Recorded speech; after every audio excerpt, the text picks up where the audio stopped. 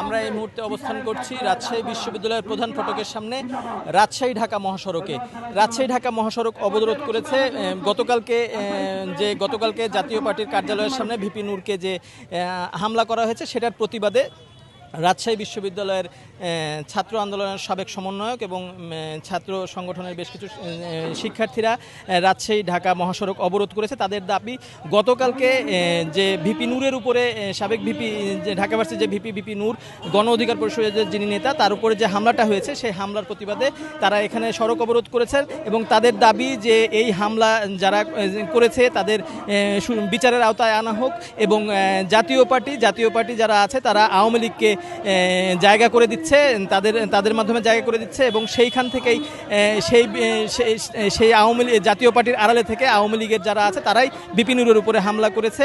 তো এদিকে গতকালকে রাতে গণ অধিকার পরিষদ রাজশাহী সাহেববাজারে একটা মিছিল বের করে। সেই মিছিল থেকে জাতীয় পার্টির যে কার্যালয় আছে রাজশাহী মহানগর ও জেলা যে কার্যালয় আছে রাজশাহী গণকপাড়ায়, সেই গণকপাড়ায় কার্যালয় ভাঙচুর করা হয়। সেখান থেকে ব্যানার ফেস্টুন এবং চেয়ার টেবিল বাইরে বের করে নিয়ে এসে রাস্তার সামনে অগ্নিসংযোগ করা হয়।